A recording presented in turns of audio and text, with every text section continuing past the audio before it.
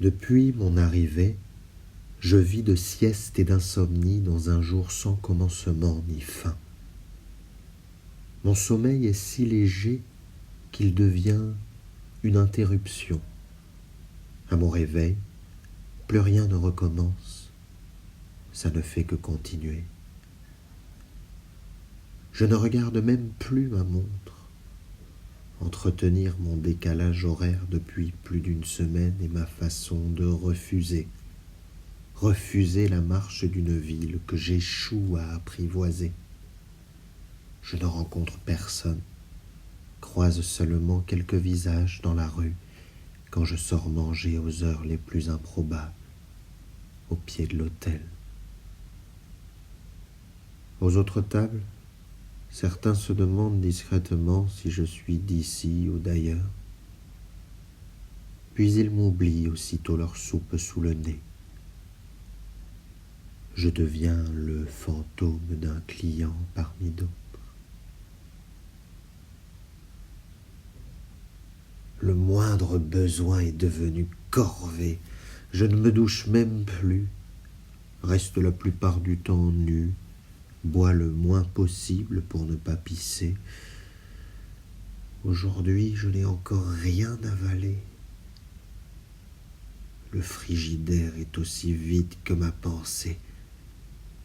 Pas d'autre choix que de sortir si je ne veux pas mourir de faim. Le coin où je m'assois chaque soir est aujourd'hui fermé. Il me faut aller plus loin, chercher une autre table où m'asseoir. Il y en a bien d'autres, beaucoup d'autres même, mais leur caractère nouveau m'inspire la plus grande crainte. Il suffit d'un infime imprévu dans mes habitudes pour que je sois complètement perdu. Mes pas ne mènent nulle part. Marcher dans cette torpeur est insoutenable. J'ai presque envie de pleurer. C'est ridicule, mais c'est ainsi. Je cherche une brèche où sauver mes larmes du regard des passants, rentre en douce dans un immeuble mal surveillé, et je monte discrètement jusqu'au toit, pour enfin m'extirper du mouvement effréné de la ville. La nuit tombe d'un seul coup, sans crépuscule. Je m'accroche à cette demi-heure de jour restant comme à mon reste de raison. C'est un jour comme un autre, un de ceux dont j'ignore la date. L'air est lourd, moite, la chaleur oppressante. La ville semble étouffée à l'horizon. Les nuages bas déchirent le pic des tours de verre et de béton. Ils vont et viennent avec le vent comme autant d'étranges créatures accompagnant mon ennui. Mon regard se dissipe avec les nuées avant de se perdre dans le vide. À cet instant précis, je suis absent. Plus que ça même, je suis véritablement réduit à néant. Et puis, un violent courant d'angoisse vient me ressusciter. Je me souviens que j'existe. Il fait noir.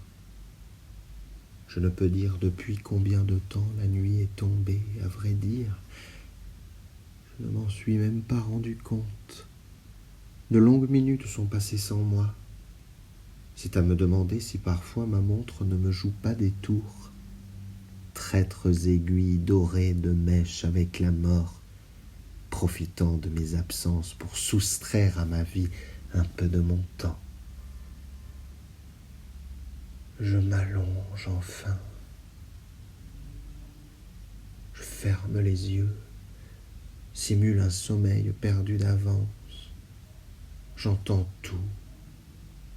L'écho des pas d'une errance de pauvre, les bribes d'une dispute interrompue par le claquement d'une porte, la plainte aboyée d'un vieux chien qui n'en a plus pour longtemps, le mécanisme de l'ascenseur, d'où remonte le rire ivre des voisins rentrant chez eux, les coups de balai sur le trottoir d'un resto vers la nuit,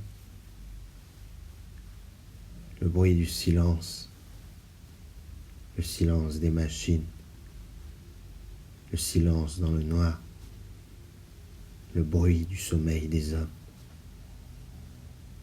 le bruit du sommeil de la femme qui n'est plus à mes côtés. Où est-elle partie?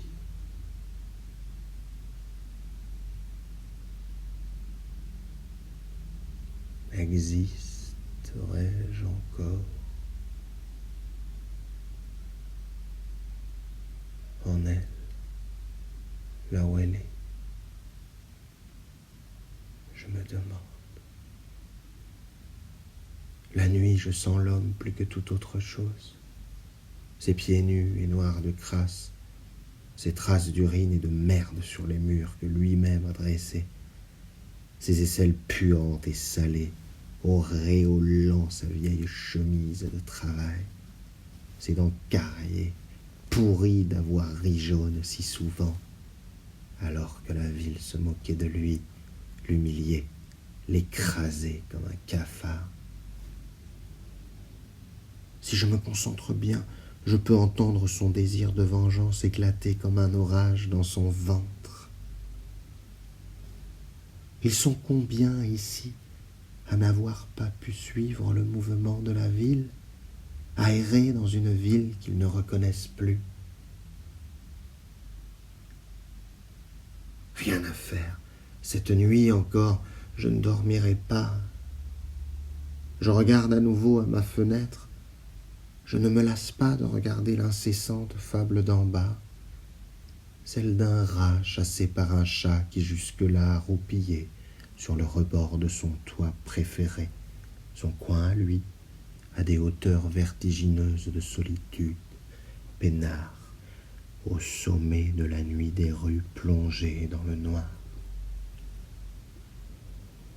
Dans le ciel rayonne le sourire narquois de la lune. Au fond, elle peut bien se foutre de moi. Quelle importance! Dans à peine une poignée d'heures, elle aura disparu dans la lave du petit matin. J'y jetterai les yeux injectés de sang, dans l'espoir de dormir un peu.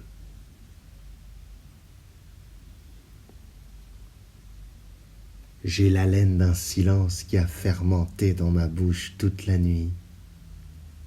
Derrière mes lèvres closes comme un tombeau, ma parole repose en paix. Son odeur de pourriture sèche est celle de tous les mots morts sur le bout de ma langue. Depuis combien de jours n'ai-je pas dit un mot? J'ai bien balbutié quelques chiffres, essentiellement des prix, pour payer un taxi, acheter une mangue, peut-être aussi un ou deux camins, car, malgré ma mauvaise humeur d'insomniaque, je reste un individu bien élevé.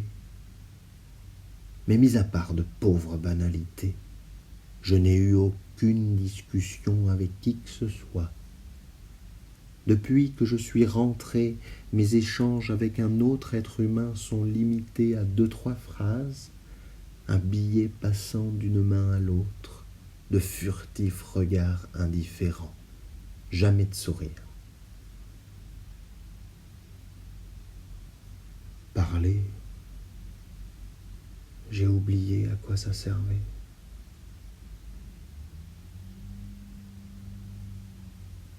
Je m'assois sur le lit des fées. Il sent le foutre et la sueur des rêves précédents, ceux dont je ne me souviens plus malgré l'effroi qui règne en moi après chaque réveil. Je ne regarde plus les heures, elles ne servent qu'à me faire perdre mon temps. Depuis hier, ma montre flotte dans les chiottes. Elle n'a pas réussi à passer dans les tuyaux auxquels je la destinais. Le cadran s'est fissuré dans la cuvette. La pisse et l'eau ont arrêté les aiguilles dont j'étais l'esclave. je ne me sens pas plus libre pour autant.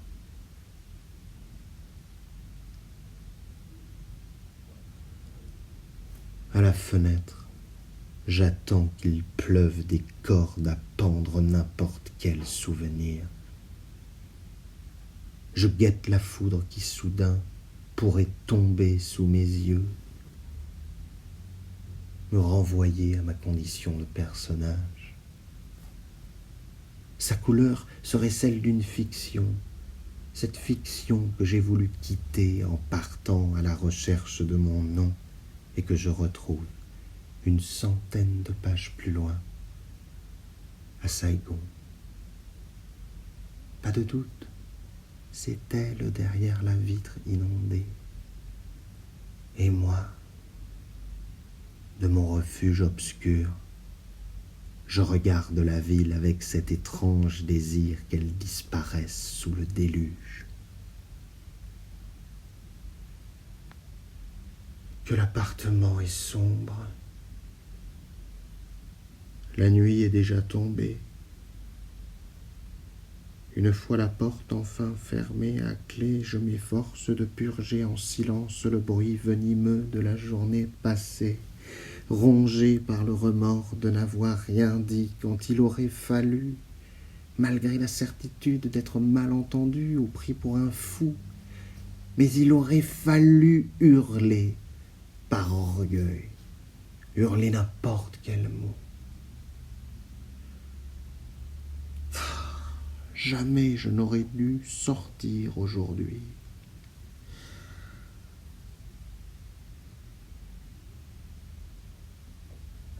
Mes yeux se ferment. Ça y est, je tombe.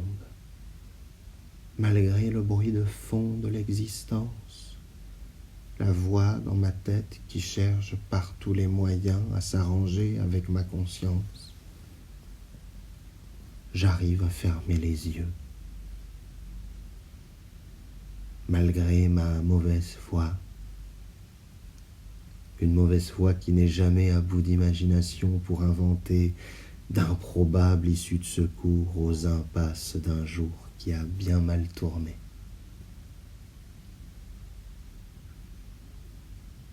Je ressens autant d'amitié que de honte pour cette voix qui, sans relâche, cherche à me duper, comme pour sauver ce qu'il reste en moi de vivable. J'écrirai bien quelques phrases pour une bouchée d'air, mais je n'en ai pas la force. L'indifférence prend peu à peu le pas sur la nécessité d'écrire. Je suis dans ma chambre comme dans ma pensée, emmuré d'angoisse, à l'asphyxie. Je m'effondre tout habillé sur le lit, impuissant, absent de tout soulagement. Quelle fatigue! Mon corps aujourd'hui ne peut résister plus longtemps. Je tombe de sommeil comme sous les balles de ma guerre.